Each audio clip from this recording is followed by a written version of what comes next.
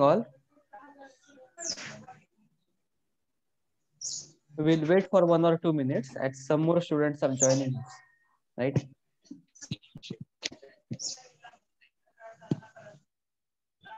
So I think you are not having any issue to use this Zoom app, right? And you can easily join. It is just like a Google Meet only.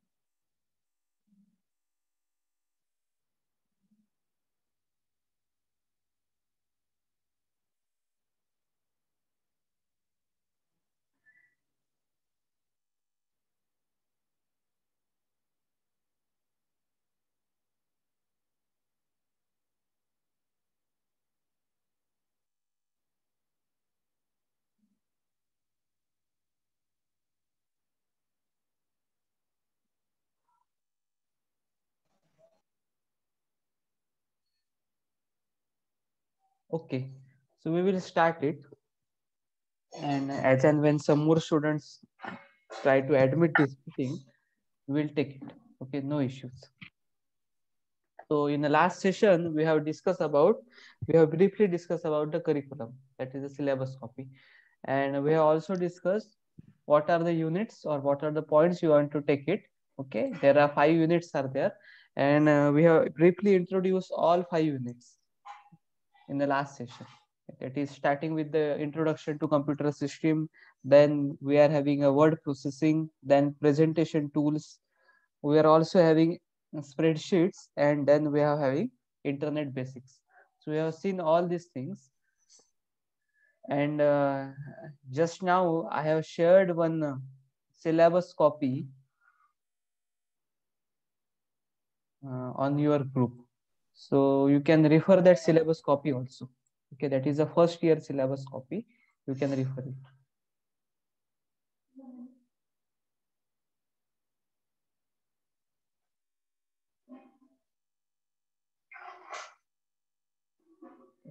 So I want to check it whether I am audible to you or not.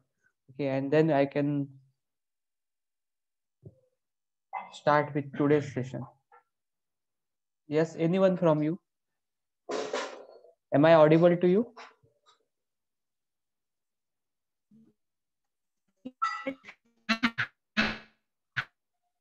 You can message me in the chat also. No issues.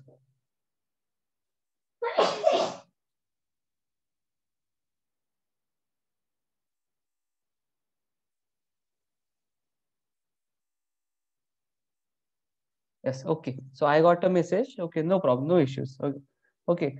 No need to send message by everyone. Okay, I got a message. Okay, that I am audible to you. Okay, thank you, thank you. So I am sharing a screen here.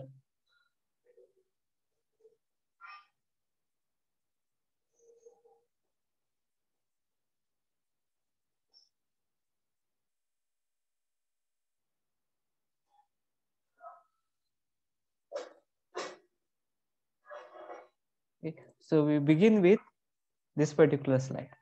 That is a types of computer system, right? So this is very basic point. Okay, we have to see. Okay, you may also know about it. Okay, तुम्हाला school level पर्यंत ह्या गोष्टी झाल्या असतील. वेगवेगळ्या टाईपचे computer systems असतात, त्याच्याबद्दल इथे आपल्याला सांगितलेलं आहे. One type is a personal computers, second one is a main frame computers, next one is a mini computer, and last is the super computers. So आता वेगवेगळे टाइप्स कशासाठी केले आहेत, त्या प्रत्येक कम्प्युटर सिस्टीमची स्पेसिफिकेशन जी आहेत, म्हणजे प्रोसेसर किंवा memory requirements and so on, number of things are there. Okay, generally आपण डिफरन्शिएशन करतो प्रोसेसरवर. मग त्या पर्टिक्युलर कम्प्युटर सिस्टीमचा काम करण्याचा वेळ किती आहे त्याच्यावर आपण डिफरन्शिएट करतो कुठल्या टाईपचं कम्प्युटर आहे किंवा कुठल्या टाईपची कम्प्युटर सिस्टीम. ठीक आहे. आणि वेगवेगळ्या ऍप्लिकेशनसाठी वेगवेगळ्या पद्धतीचा किंवा वेगवेगळ्या टाईपचे कॉम्प्युटर सिस्टम आपल्याला गरजेची असतात. ठीक आहे. जनरली सुपर कॉम्प्युटर्स किंवा मेन फ्रेम्स हे सर्व्हर साईडला वापरले जातात आणि पर्सनल कॉम्प्युटर हे आपण डेली युजेससाठी वापरू शकतो. ठीक आहे. त्या फक्त तुम्हाला इथे लिस्ट करून सांगितलंय की कुठल्या कुठल्या टाईपचे कॉम्प्युटर सिस्टम्स अवेलेबल. ठीक आहे. We can go to every type one by one. Okay, the first type is a personal computers.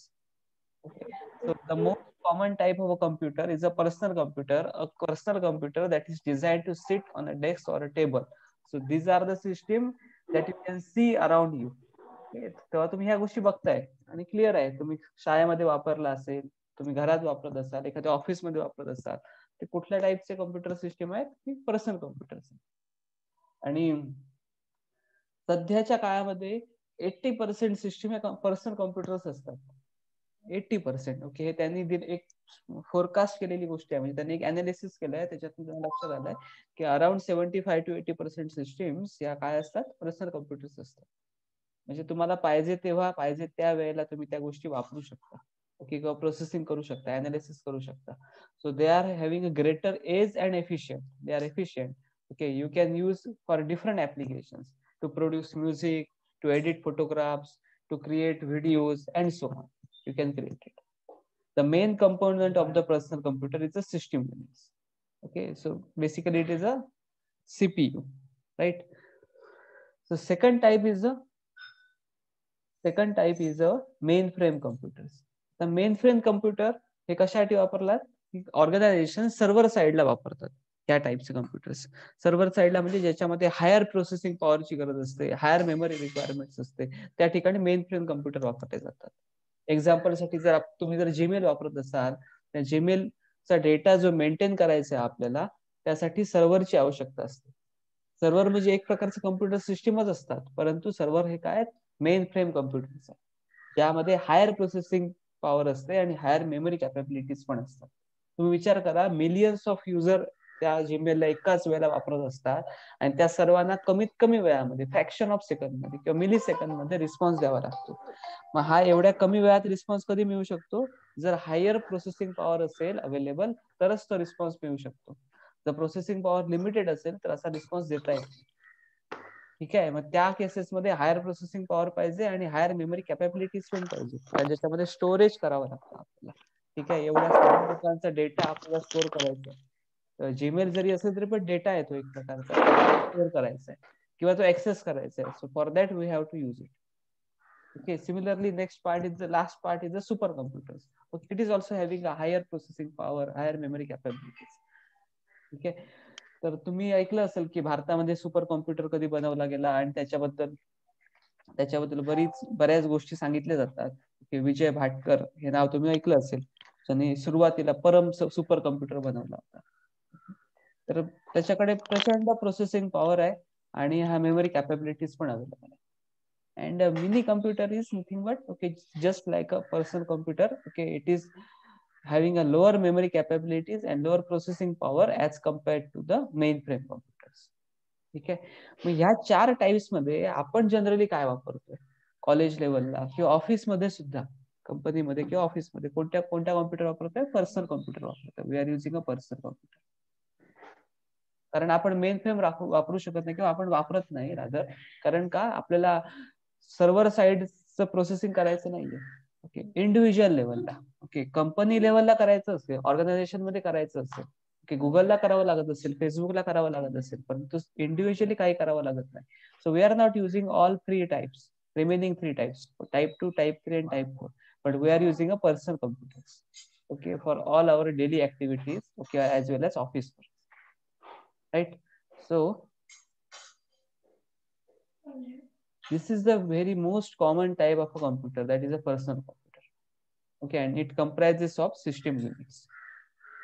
मग आपल्याला काय डिटेल मध्ये शिकायचं आहे आयसीटीच्या फर्स्ट युनिट मध्ये, की पर्सनल कॉम्प्युटरचे वेगवेगळे कंपोनंट शिकायचे, त्याबद्दल आपल्याला माहिती मिळवायची. Okay, so what is computer? What is the definition of computer? So computer is an electronic devices that processes data, converting the information into useful paper. ठीक आहे. म्हणजे दिलेली इन्फॉर्मेशन आहे ती अशा पद्धतीने बनवायची की ती आपल्या व्यक्तींना किंवा माणसांना ती वापरता आली पाहिजे. They can use it, right. Up to this point anything is there, any doubt is there? Yes, tell me. Otherwise, we can proceed forward.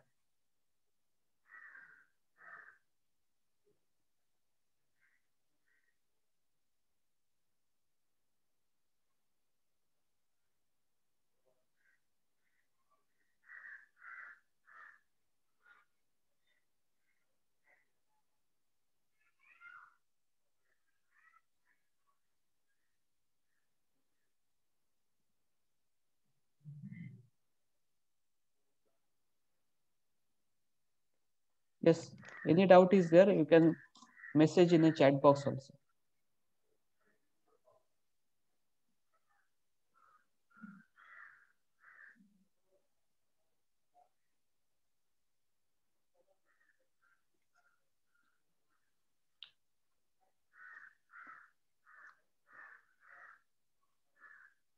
Okay, what is data? Data means the information. Okay, in simple terms it is information, माहिती.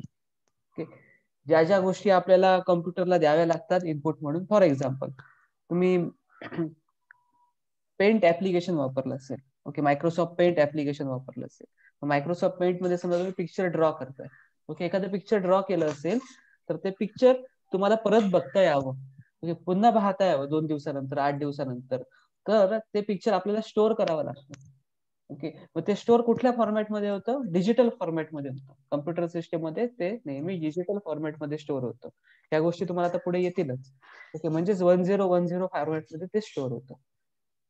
आणि ज्या वेळेला तुम्हाला ते picture परत बघायचं असेल तेव्हा ते स्टोअर केलेला जो डेटा आहे, म्हणजे 1010 फॉर्मॅटमध्ये जे काय स्टोअर केलेलं आहे ते परत एक्सट्रॅक्ट करावं लागतं.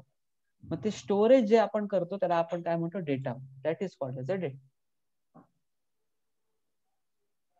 ठीक आहे. अजून एखादं ऍप्लिकेशन, समजा तुम्ही वर्ड फाईल वापरत असाल, मायक्रोसॉफ्ट वर्ड फाईल वापरताय, आणि त्या मायक्रोसॉफ्ट वर्ड फाईल मध्ये समजा तुम्ही टेक्स्ट टाईप केलं, एक डॉक्युमेंटेशन बनवलंय.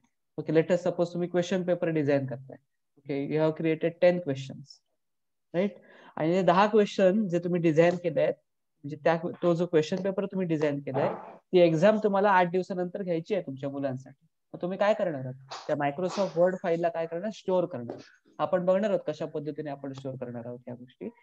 मग ती स्टोअर केल्यानंतर ती कुठल्या फॉर्मॅटमध्ये स्टोअर होते? डिजिटल फॉर्मॅटमध्ये स्टोअर होते, इन द फॉर्म ऑफ 1010. ठीक आहे. आणि ज्या वेळेला तो डेटा परत मिळवायचा असतो त्यावेळेला आपण तो एक्सट्रॅक्ट करतो. एक्सट्रॅक्ट करतो म्हणजे काय करतो? जे काय आपण बनवून ठेवले आहेत याआधी ते परत मिळवण्याचा प्रयत्न करतो, परत त्या गोष्टी घेण्याचा प्रयत्न करतो. ठीक आहे. मग that is called as a data.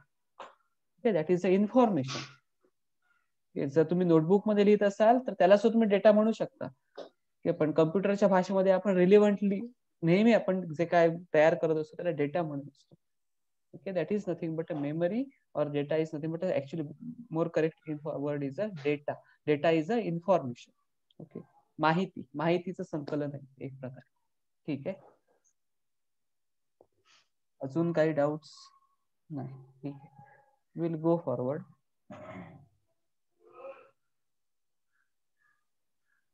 So here next part is the mainframe computers. So mainframe computers are used in a large organizations such as insurance companies, banks. Okay, where we want to store, we require a higher number of resources. Okay, there is a dumb terminal concept of a dumb terminal and intelligent terminal. Okay, dumb terminal means a backup terminal which is there, and it can have only input output devices. Okay, whereas intelligent terminal means it can perform some operations or activities. ठीक आहे. मग डम terminal कशासाठी वापरला जातं? डम terminal हे फक्त इनपुट आउटपुट करून घेण्यासाठी, इनपुट आउटपुट डिव्हाइसला रेफरन्स करण्यासाठी वापरलं जातं. आणि इंटेलिजंट टर्मिनल्स मध्ये डेटा असतो ज्या डेटावर आपण अनालिसिस करू शकतो, प्रोसेस करू शकतो. That is called as a intelligent terminal. ठीक आहे. सध्या आपल्याला ह्या मेन फ्रेमची तेवढी आवश्यकता नाही. आपण नंतरच्या काळामध्ये तुम्हाला सब्जेक्ट टीचर ते गोष्टी सांगत जातील. Today we will discuss the parts of the computer system, that is basically parts of the personal computer system. Okay, there are 4 important parts. Our complete computer system consists of 4 important parts. You can write down this, okay, in your notebook. The first part is the hardware. Second one is the software. Next is the data, that is the information. Here it is given. And the last part is the user or the people. We are the user. We can use it. Okay, so these are the 4 important parts. Okay, you can make a note of it. Okay. Well, first is the hardware, second one is the software, third is the data, and the last one is the user.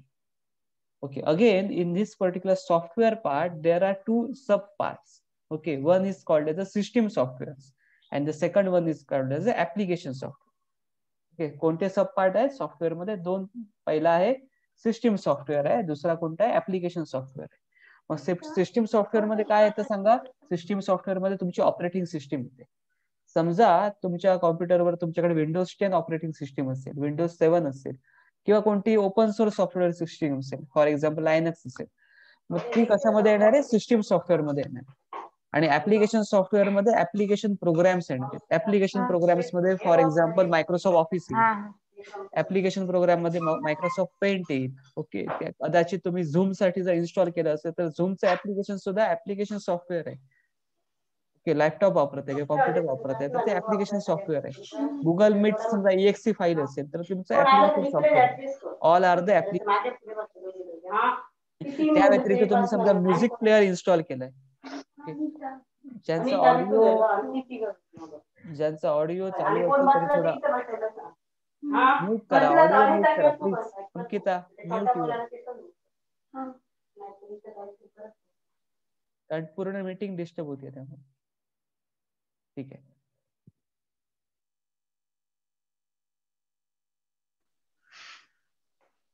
एक काळजी घ्या जरा की आपण mute केलाय की नाही, check करत चला. ठीक आहे. तर समजा तुम्ही मायक्रोसॉफ्ट पेंट ऍप्लिकेशन वापरताय किंवा एखादा म्युझिक प्लेअर किंवा ऑडिओ प्लेअर वापरताय, तर त्याची जी EXE फाईल आहे ते ऍप्लिकेशन सॉफ्टवेअर आहे. ठीक आहे. मग कालच मी सुरुवातीला सांगितलं होतं बघा, तुमच्या कॉम्प्युटर सिस्टीमला लॅपटॉप असेल किंवा डेस्कटॉप असेल, त्याने वर्कआउट केलं पाहिजे अशी तुमची इच्छा असेल तर पहिलं काय असलं पाहिजे? सिस्टीम सॉफ्टवेअर असलं पाहिजे, म्हणजे ऑपरेटिंग सिस्टीम असली पाहिजे. Operating system is a base and application software okay can consider as the pillars or the building, okay, which rest on the base. म्हणजे पाया आहे तुमचा सिस्टीम सॉफ्टवेअर हा, आणि त्याच्यावर उभारलेली इमारत म्हणजे काय? ऍप्लिकेशन सॉफ्टवेअर आहे. तुमच्याकडे जर सिस्टीम सॉफ्टवेअर अवेलेबल असेल कम्प्युटर सिस्टीमला, तर त्याच्यावर तुम्ही ऍप्लिकेशन सॉफ्टवेअर इन्स्टॉल करू शकता. पण रिव्हर्स केस होऊ शकत नाही. ऍप्लिकेशन सॉफ्टवेअर आधी इन्स्टॉल केलं नंतर सिस्टीम सॉफ्टवेअर घेऊन आलो असं होऊ शकत नाही, पॉसिबल नाही. तो सिस्टीम सॉफ्टवेअर असलंच पाहिजे. Okay, you should have some operating system. तुम्ही जरी मोबाईलचं उदाहरण घेतलं, तुमच्या प्रत्येकाकडे मोबाईल आता आहे, स्मार्टफोन आहे प्रत्येकाकडे, तर तुमच्याकडे अँड्रॉइड ऑपरेटिंग सिस्टीम असते. ती अँड्रॉइड मोबाईल याचा अर्थ काय? It is a operating system. Okay, मग त्याचे वेगवेगळे व्हर्जन्स असतील कदाचित. कोणाकडे व्हर्जन 10 असेल, कोणाकडे व्हर्जन 9 असेल, कोणाकडे 11 असेल. Okay, it is there, but you are having an operating system. Okay, so Android operating system is there. Okay, if you don't have Android operating system, you cannot install any app. You are installing Zoom app, you are installing Google Meet app, or you are using some other apps. Okay, or WhatsApp is a type of app only. Okay, so you are using these apps, okay, because you are having an Android operating system. Okay, the version might be different, but you are having. आणि त्याच्या बेसिसवर तुमच्या स्मार्टफोनची किंमत कमी जास्त होत असते. तुम्हाला माहिती आहे, जेवढं लेटेस्ट अँड्रॉइड ऑपरेटिंग सिस्टीम असेल तेवढी किंमत थोडीफार वाढत असते त्यावेळेला. पण हे का शक्य आहे? कारण तुम्ही बाकीची ऍप नंतर इन्स्टॉल करू शकता. तुमच्याकडे जर ऑपरेटिंग सिस्टीम असेल तर ती इन्स्टॉल करू शकता, अदरवाईज तुम्ही इन्स्टॉल करू शकत नाही. ठीक आहे. आता अजून एक महत्वाची गोष्ट, स्मार्टफोन मध्ये ज्याला ऍप म्हणतात त्यालाच कम्प्युटर सिस्टीम मध्ये ऍप्लिकेशन म्हणतात.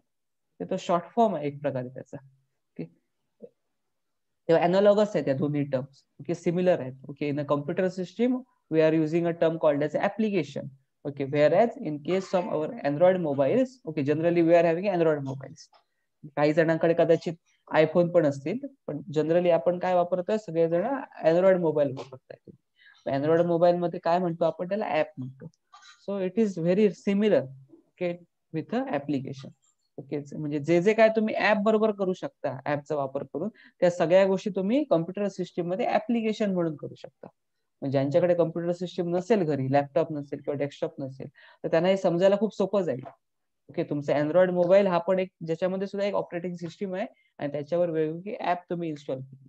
सिमिलरली कम्प्युटर सिस्टीम मध्ये जनरली आपण विंडोज ऑपरेटिंग सिस्टीम वापरतो किंवा लायनक्स किंवा युनिक्स वापरतो आणि त्यावर इन्स्टॉल केलेली वेगवेगळे ऍप्लिकेशन्स.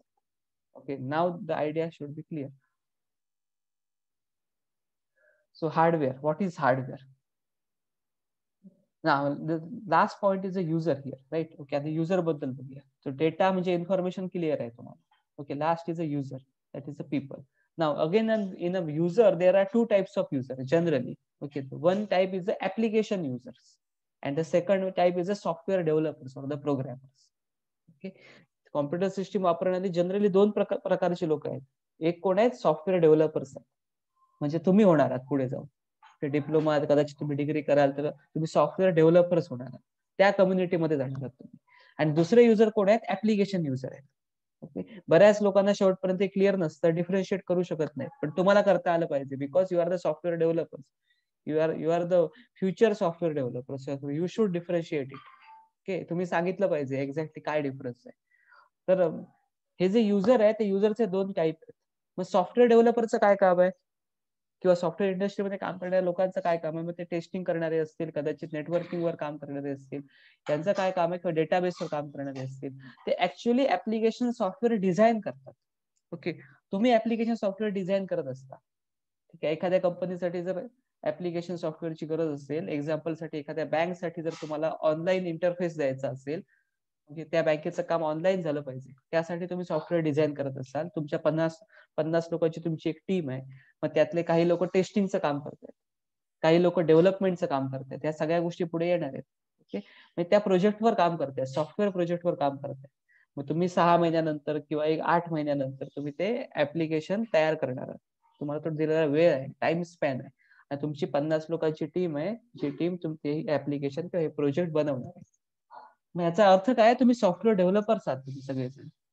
तुम्ही कॉम्प्युटर सिस्टीम वापरताय, पण कशासाठी वापरताय? एक नवीन ऍप्लिकेशन सॉफ्टवेअर बनवण्यासाठी वापरताय. ओके, कशासाठी वापरताय? तुम्ही नवीन ऍप्लिकेशन सॉफ्टवेअर बनवण्यासाठी वापरताय. तर तुम्ही युजर आहात कॉम्प्युटर सिस्टीमचे, पण तुम्ही कुठल्या टाईपचे युजर आहात? You are the developers, you are the software developers. Whereas तुम्ही ऍप्लिकेशन सॉफ्टवेअर बनवलं, त्या बँकसाठी ऑनलाईन इंटरफेस बनवला, 8 महिन्यानंतर तयार झाला, टेस्ट झाला, तो रेडी झाला, आता क्वालिटी टेस्टिंग झालं त्या गोष्टीचं, आणि आता तो सगळ्या लोकांना वापरण्यासाठी, म्हणजे बँकेचे जे कस्टमर आहेत, कदाचित 1 करोड कस्टमर आहेत त्या बँकेचे. ओके, त्या बँकेच्या कस्टमरना वापरण्यासाठी तुम्ही तयार करून देता. ठीक आहे, आता त्या बँकेचे कस्टमर कॉम्प्युटर सिस्टीम वापरणार आहेत. कशासाठी? ते जे बँकिंग ऍप्लिकेशन आहे ते युज करण्यासाठी. मग त्यांच्याकडे पण कॉम्प्युटर सिस्टीम आहे, त्यांच्याकडे पण लॅपटॉप आहेत, पण ते काय करतायत? तुम्ही तयार केलेलं ऍप्लिकेशन सॉफ्टवेअर वापरतायत. कशासाठी? त्यांचं बँकिंग ऍक्टिव्हिटी कम्प्लीट करण्यासाठी. मग ते कुठल्या टाईपचे आहेत? ते are the application users. They are not creating the software, they are not developing the software. Okay, ते तुमच्या कॅटेगरीमध्ये मोडत नाही, ते युजर तर आहेत, पण त्यांची कॅटेगरी वेगळी. Okay, they are the application users, ते ऍप्लिकेशनला वापरणारे आहेत, and you are the application developer. पण परंतु ऍप्लिकेशन डेव्हलपर जरी असतील किंवा ऍप्लिकेशन युजर जरी असतील, दोघांनी कॉम्प्युटर सिस्टीमच वापरलेली आहे, पण एका कॅटेगरीने कशासाठी वापरली आहे? नवीन क्रिएट करण्यासाठी वापरली आहे, आणि दुसऱ्या कॅटेगरीने कशासाठी वापरली आहे? आपलं काम कम्प्लीट करण्यासाठी वापरली आहे. So there is a difference between the application users and application developer. I think it should be clear to you. Any doubt is there up to the part we have discussed? No, sir. Okay, very good, very good. Okay, so you belong to a category number 1, application developer. Remember this. Okay, आणि तुम्हाला सांगता आलं पाहिजे काय फरक आहे तो. ठीक आहे, कारण बऱ्याच लोकांना माहिती असतं कॉम्प्युटर शिकला म्हणजे याचा अर्थ ते कॉम्प्युटर युज करणार आहे. ठीक आहे, युज करणार आहे तो, पण तुमची कॅटेगरी वेगळी असणार. You are the developers. Okay, now we will see these parts. Okay, one by one. First is a hardware. Hardware is a mechanical device. Generally nowadays it is a semiconductor, so it is an electronic device. सुरुवातीच्या काळात ते mechanical device हे बरोबर होती concept. आता बऱ्याच गोष्टी, बरेचसे मेकॅनिकल पार्ट्स किंवा कंपोनंट्स हे इलेक्ट्रॉनिक डिव्हाइसेसने काय झाले? रिप्लेस झाले. आता ही डेफिनेशन थोडीफार आपल्याला मॉडिफाय करायला लागेल. द मेकॅनिकल डिव्हाइसेस ऐवजी आपण म्हणायला लागेल की the electronic devices. That make up the computer are called as a hardware. मग ते सगळ्या गोष्टी असतील. ओके, इंटिग्रेटेड सर्किट असेल, रॅम असेल, ओके, चिप्स असतील, प्रोसेसर चिप्स असेल अँड सो ऑन. आताच्या काळामध्ये तर HDD वापरण्याऐवजी SDD वापरायला लागलेत लोक. ओके, ते पुढच्या सेशन मध्ये कधीतरी तुम्हाला समजेल त्या गोष्टी, सध्या त्याची आवश्यकता नाहीये. So computer hardware consist of interconnected electronic devices, okay, electronic devices that can you use to control the computer's operation, input and output. कम्प्युटरला आपल्याला इनपुट द्यावं लागतं आणि कम्प्युटर काय करतो, दिलेल्या इनपुटवर प्रोसेसिंग करतो आणि आपल्याला आउटपुट देतो. हे सगळं करण्यासाठी जे लागतं ते काय असतं, त्याच्या बॅक एंडला काय असतं, हार्डवेअर असतं. तेव्हा आताच्या काळामध्ये मेकॅनिकल डिव्हाइसच्या ऐवजी आपण कन्सेप्ट थोडीशी मॉडिफाय करू, डेफिनेशन मॉडिफाय करू, त्याला काय म्हणू, इलेक्ट्रॉनिक डिव्हाइसेस.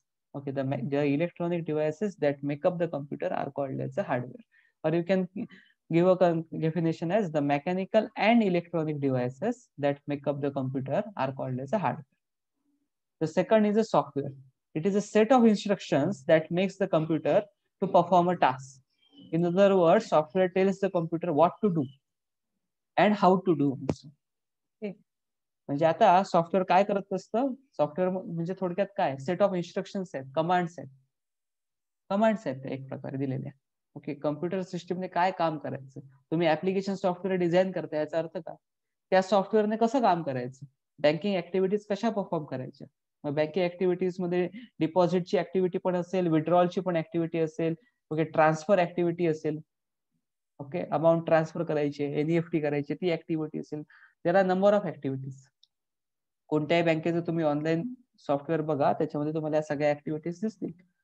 तर मग ह्या सगळ्या गोष्टी करण्यासाठी सेट ऑफ इन्स्ट्रक्शन द्यावे लागतात आणि त्या सेट ऑफ इन्स्ट्रक्शन कशा असल्या पाहिजेत, कॉन्क्रीट असल्या पाहिजेत. ओके, त्यामध्ये अँबिग्युटी असतं का मध्ये, म्हणजे समजा एक इन्स्ट्रक्शन आपण दिली कॉम्प्युटर सिस्टीमला आणि नंतर आपण 10 मिनिटांनी सांगितलं ती इन्स्ट्रक्शन फॉलो करू नका, नवीन इन्स्ट्रक्शन फॉलो करा, असं होऊ शकत नाही. कोणत्या इन्स्ट्रक्शन द्यायच्या हे आपण सुरुवातीला ठरवलं पाहिजे. We have to decide it. Okay, then and then only we have to give it. So we have to plan it. Okay, we have to figure out it and then we have to give the instruction. आपण सुरुवातीला बसून ठरवल्या पाहिजेत, त्या plan केल्या पाहिजेत आणि एकदा त्या कॉन्क्रीट बनल्या की दिल्या पाहिजेत. ठीक आहे, ज्या आपण इन्स्ट्रक्शन देणार आहोत त्या instruction computer system blindly follow करते, हे खूप महत्वाचं आहे. ओके, कम्प्युटर सिस्टीम आणि ह्युमन बिंग मध्ये खूप मोठा फरक आहे. ह्युमन बिंग कडे म्हणजे माणसाकडे ब्रेन आहे. ओके, आणि ब्रेन सतत काय करत असतो, मेंदू काय करतो तुमचा, की सतत नवीन गोष्टी ज्या येतात त्या शिकत असतो आणि त्यानुसार चांगलं काय असेल, त्या सिच्युएशन मध्ये काय चांगलं करता येईल त्यानुसार ऍक्ट करत असतो. त्यानुसार काय असतो, ऍक्ट म्हणजे त्यानुसार वर्तन करत असतो. ओके, ऍक्शन्स परफॉर्म करत असतो. तसं कॉम्प्युटर सिस्टीमला होऊ शकत नाही. कम्प्युटर सिस्टीमला आपण ज्या सेट ऑफ इन्स्ट्रक्शन देतो त्याच्यावरच तो नेहमी काम करतो. जर कम्प्युटर सिस्टीमने काम आपलं जे काय काम करते कम्प्युटर सिस्टीम त्याने आपल्या ऍक्टिव्हिटीमध्ये चेंज करावं असं तुम्हाला वाटत असेल तर तुम्हाला काय करावं लागेल, त्याला दिलेल्या इन्स्ट्रक्शन बदलाव्या लागतील. Okay, so this is very crucial part. Okay, to design the software. To design a software means to give a set of instructions to the computer system. ठीक आहे, सो तुम्ही आता मायक्रोसॉफ्ट ऑफिस वापरत असाल तर ते तुम्ही ऍप्लिकेशन युजर म्हणून काम करताय. मायक्रोसॉफ्ट ऑफिसचं ऍप्लिकेशन डेव्हलपरने बनवलेलं आहे, मायक्रोसॉफ्टने तयार करून दिलेलं आहे. सॉफ्टवेअर डेव्हलपर वेगळा आहे त्या ऍप्लिकेशनचा. तुम्ही वापरता याचा अर्थ काय, त्याचा अर्थ असा आहे की आपण फक्त ज्या फंक्शनॅलिटी तयार करून दिलेल्या आहेत त्या आपण यूज करतो. So in that case we are a application user त्या पर्स्पेक्टिव्ह मध्ये. पण जर आपण नवीन ऍप्लिकेशन बनवत असू, सॉफ्टवेअर बनवत असू तर आपण ऍप्लिकेशन डेव्हलपर ठरणार आहोत. ठीक आहे, मायक्रोसॉफ्ट ऑफिस वापरत असताना आपल्याला इन्स्ट्रक्शन देण्याची गरज नाही, ते ऑलरेडी दिलेले आहेत. परंतु नवीन सॉफ्टवेअर बनवत असताना आपल्याला इन्स्ट्रक्शन देण्याची गरज आहे. ठीक आहे, next is a data. Data consist of individual facts or pieces of information by themselves may not make such much sense to a person. Computer primary job to process these tiny pieces of data in various ways. ठीक आहे, तेव्हा information असते ती आणि ती छोट्या छोट्या स्वरूपामध्ये दिलेली असते. ओके, त्याला म्हणायचं डेटा. आता मग डेटा ही खूप वेग टर्म आहे, खूप वेग म्हणजे खूप मोठी टर्म आहे ऍक्च्युली. ओके, मग डेटा आल्यानंतर डेटाबेस येतो. ओके, वेगवेगळ्या टाईपचे डेटाबेस आहेत, ते मेंटेन करावे लागतात. ओके, हे तुम्हाला पुढच्या कम्प्युटर सायन्स कोर्समध्ये शिकायचं आहे. या सगळ्या गोष्टी ICT मध्ये शिकता येणार नाही, कारण डेटाबेस मॅनेजमेंट सिस्टीम नावाचा कोर्स तुम्हाला 3rd सेमिस्टरला शिकायचा आहे separately. Okay, it is one subject only. Okay, so you have to, it comprises of number of points, number of units are there. Okay, so for the time being you can remember that data is nothing but information you want to store it. Okay, तेव्हा जी information आहे जी तुम्हाला store करावी लागते ती त्याला तुम्ही data म्हणू शकता. ओके, मग ती पिक्चर असेल, कदाचित मीडिया असेल म्हणजे म्युझिक असेल किंवा टेक्स्ट असेल. डिफरंट टाईपचा डेटा येऊ शकतो. टेक्स्ट येऊ शकतो, ओके, म्युझिक प्लेअर मधला डेटा येऊ शकतो, व्हिडिओ प्लेअरचा डेटा येऊ शकतो, ओके, किंवा तुमचा पिक्चर डेटा पण येऊ शकतो. Okay, but all type of data is stored in a digital format. And the last part is the user. In the user there are two things, okay, that is application users and okay, application developers. So this is one cycle, information processing cycle. This diagram is very easy to understand. The first part is the input, okay, the second part is a memory CU, that is a control unit, and ALU, and the last part is the output.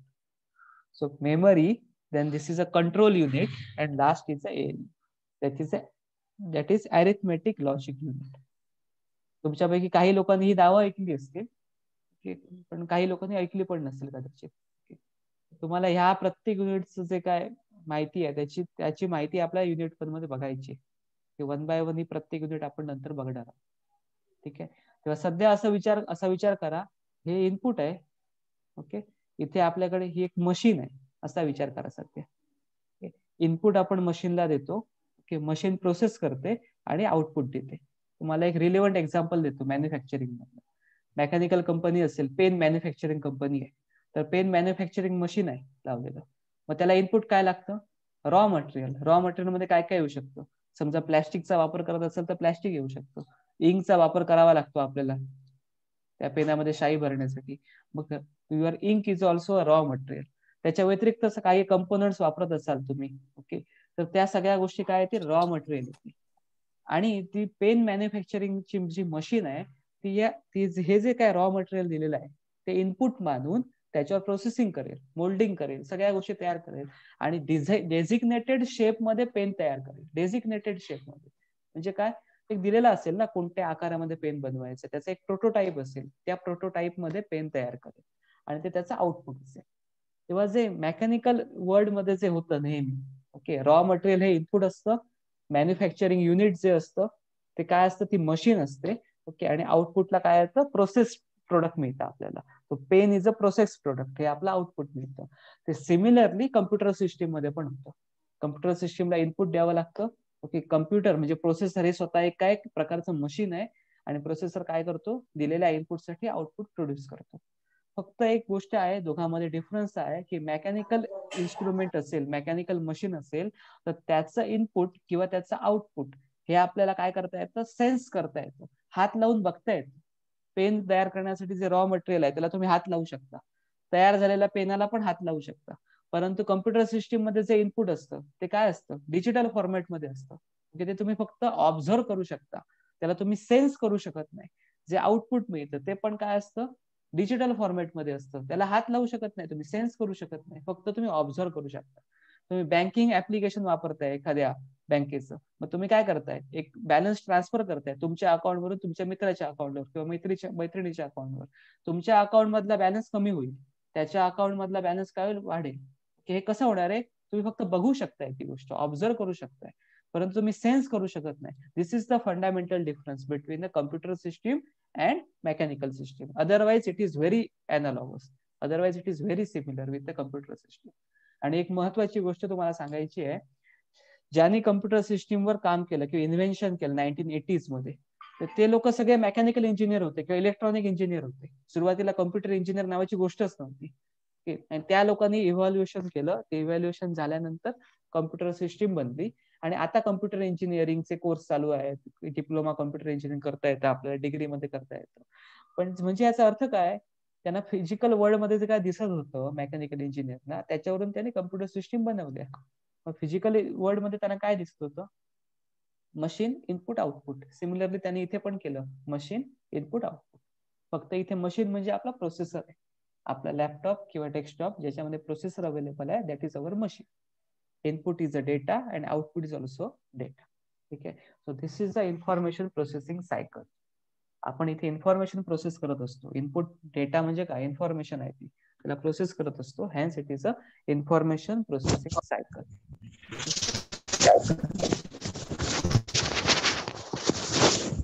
आजच्या session मध्ये एवढं sufficient आहे. आपण बऱ्यापैकी ह्या गोष्टी बघितल्या आहेत. तुम्ही नोट डाऊन पण करू शकता या गोष्टी. आणि आपल्याला टाइम लिमिट पण आहे या झूम मीटिंगला. ओके, तेव्हा आपण ऍक्च्युअल सेशन, प्रॅक्टिकल सेशन पुढच्या मीटिंग पासून स्टार्ट करू. कारण अजून काही थिअरी पॉईंट्स आपल्याला कव्हर अप केले पाहिजे. तुमचं पहिलं प्रॅक्टिकल जे आहे ते फाईल अँड फोल्डर्स यावर आहे.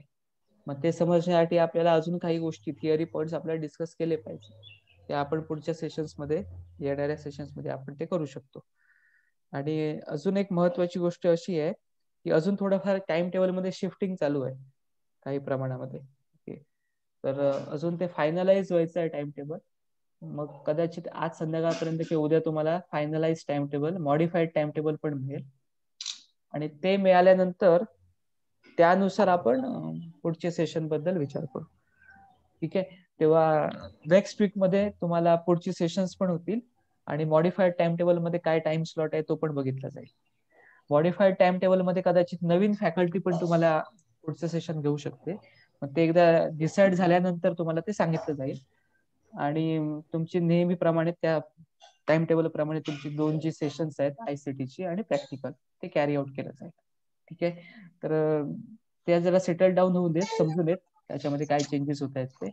कारण कालपर्यंत इन्स्टिट्यूट लेवलची ऍडमिशन पण चालू होती, तेव्हा काही मुलं अजूनही काल ऍडमिट झालेली आहेत, एनरोल झालेली आहेत फर्स्ट इयरला, किंवा परवा एनरोल झाली आहेत काही लोक.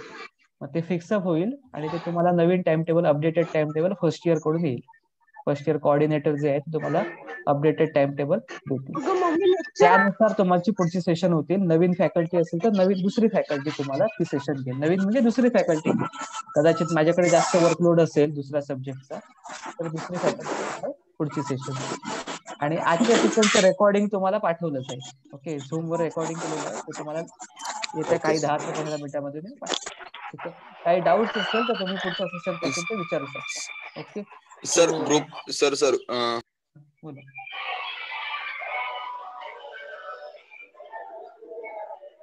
हॅलो,